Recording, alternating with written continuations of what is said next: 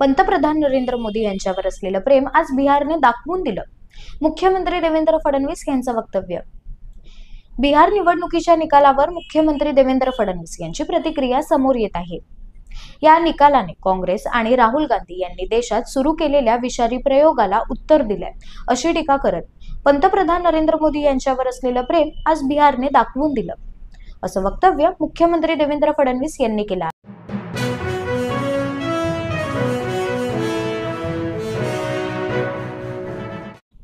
बिहारमध्ये जंगलराज नाकारलं, विकासराज स्वीकारलं.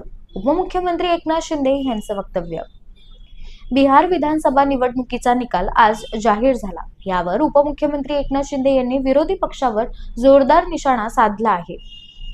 बिहारमध्ये जंगलराज नाकारलं आणि विकासराज स्वीकारलं अशी टीका करत लाडक्या बहिणींनी विजय मिळवून दिला, असं वक्तव्य उपमुख्यमंत्री एकनाथ शिंदे यांनी केलं आहे.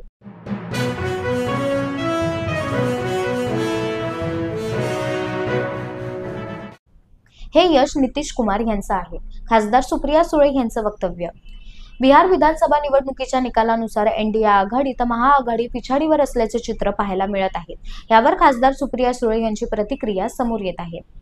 नितीश कुमार यांचा विजय आहे हे मान्य करावं लागेल.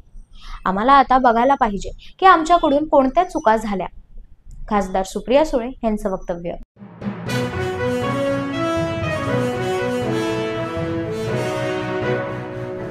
बिहारमध्ये महाराष्ट्र पॅटर्न. खासदार संजय राऊत यांचा ट्विट. बिहार विधानसभा निवडणुकीच्या निकालावरून विरोधी पक्षाकडून प्रतिक्रिया येत आहेत.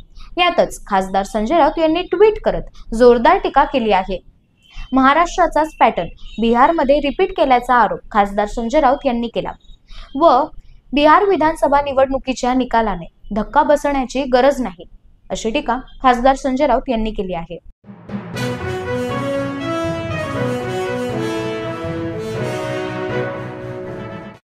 बिहार विधानसभा निवडणूक 2025चा निकाल आज जाहीर करण्यात आला.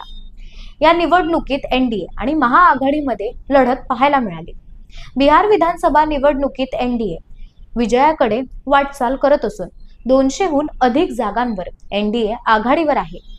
पण आता निकालानंतर बिहारचा मुख्यमंत्री कोण होणार यावर सर्वांचं लक्ष लागलेलं आहे.